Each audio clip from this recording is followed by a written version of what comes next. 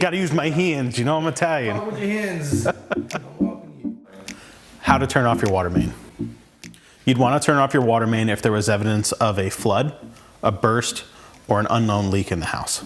If you had just one single fixture leaking or appliance, you can isolate just that fixture at its own service stop. An example of that would be the faucet, your toilet, or an ice maker line. If you had an issue with just your water heater, you could isolate just that one unit rather than the entire house.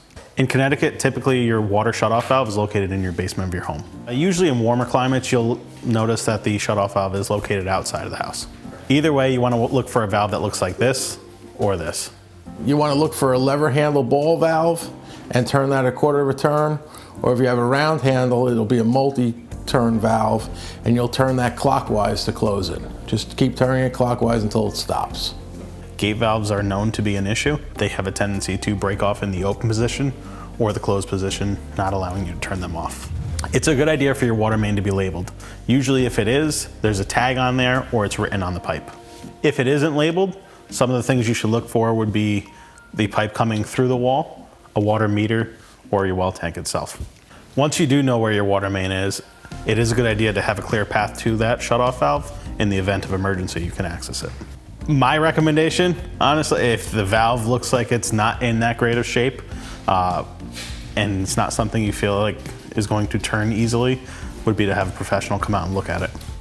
I mean, that's that's good. Honestly my opinion. If it looks like it's going to be an issue, don't touch it. So the next thing you'd want to do once you've got your water main shut off would be to find a sink at the lowest point or an outside faucet and go ahead and open that up. That'll help relieve the pressure in the house and drain down the water.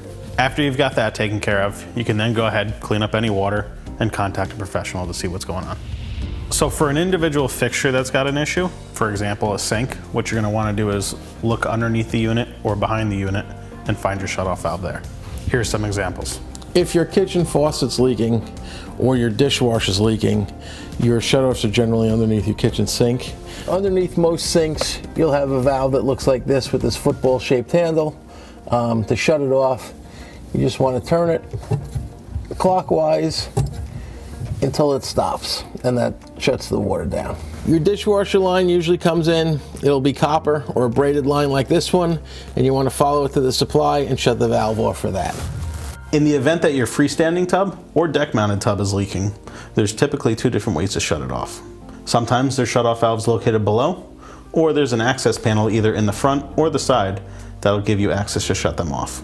If it's a tiled front, most likely you don't have easy access to that. So your best bet, go ahead and shut off your water main. Most shower valves nowadays don't have shutoff valves built on them. So in the event that your shower is leaking, the best scenario again is to go ahead and shut off your water main. In some older homes, you may find shutoff valves below or behind in an access panel.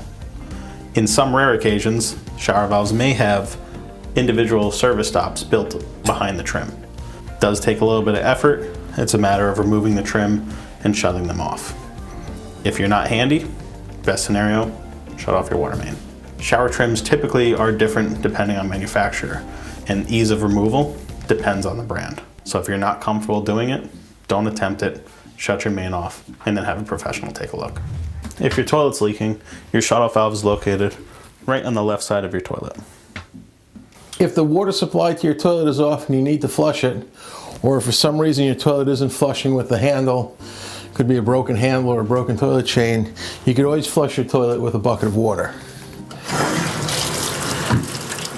Just fill up a bucket of water and dump it right into the toilet.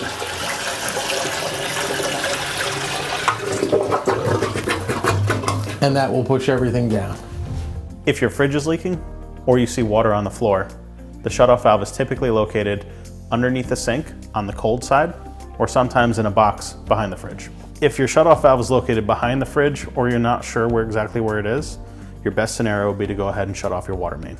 So for laundries typically have a valve mounted inside the wall, or in an older home, it may be just two boiler drains protruding through the wall.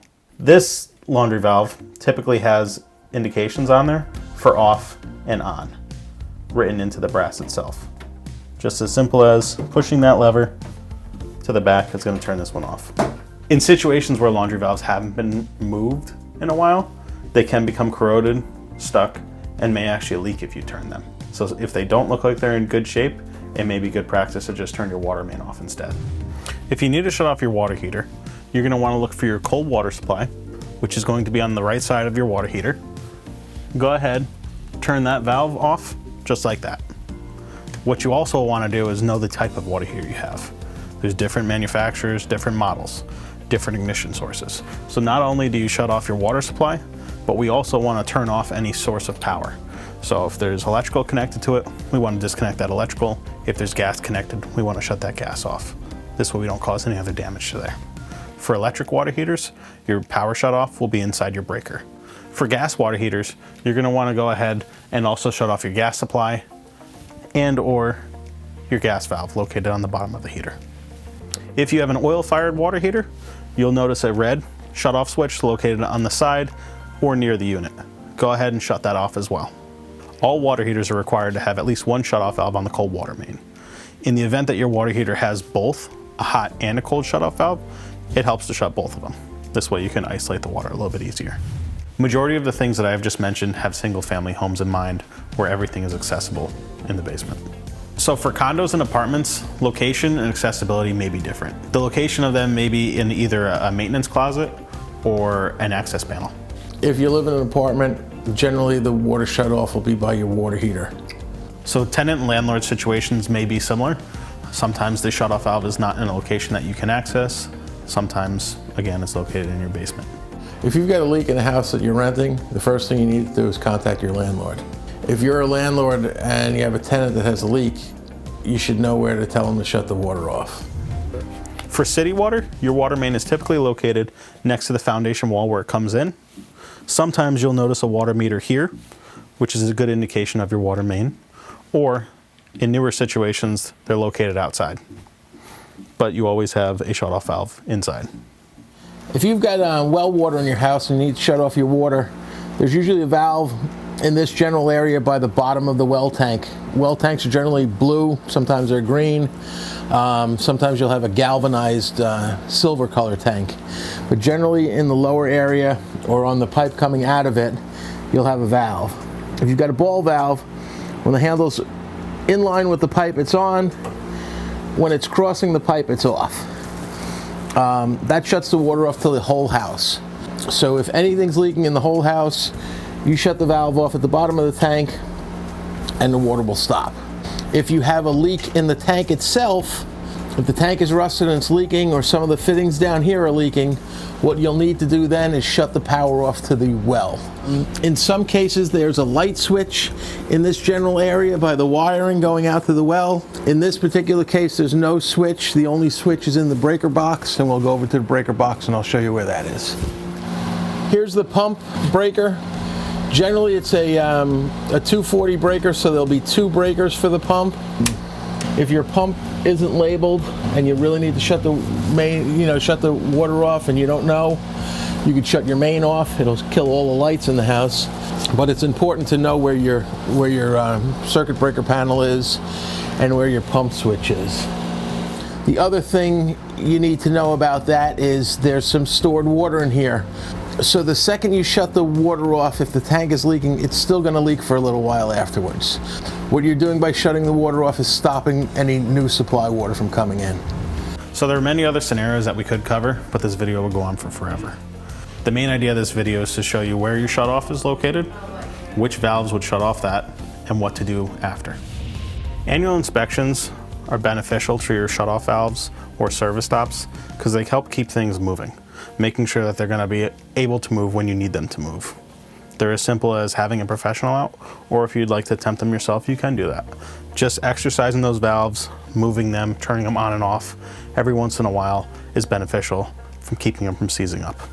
There are some smart home options in the event of an emergency that will go ahead and automatically shut off your water main. Some of them even connect to your phone and will alert you with those issues. Some examples would be Flow by Moen, Fin, or Leak Smart. When you're going away on vacation or going to be out for a while, it's sometimes not a bad idea to go ahead and shut your water main off. I personally, every time I go away for a week, I go ahead and shut my main off.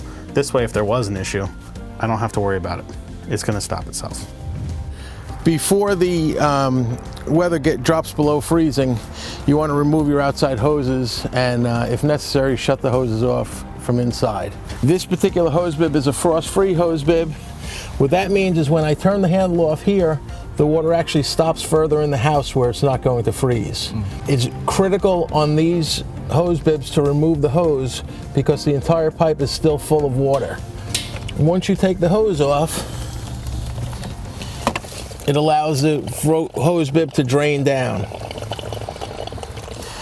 This is a conventional hose bib. You also want to remove the hose from it for the winter. But with this style hose bib, in addition to removing the hose, you want to turn it off inside the house. This particular application is really not the best because the valve has been buried in the wall, but this is the shutoff of the outside hose bib. It's a globe valve, meaning it's a multi-turn valve, and you just turn that until it stops, clockwise. In the end, it's important to know where your water main is, even before you have an issue. This way, when that issue arises, you know how to find and locate it to shut it off. Hope this video helped. Thanks for watching. Have a fantastic day. Yeah.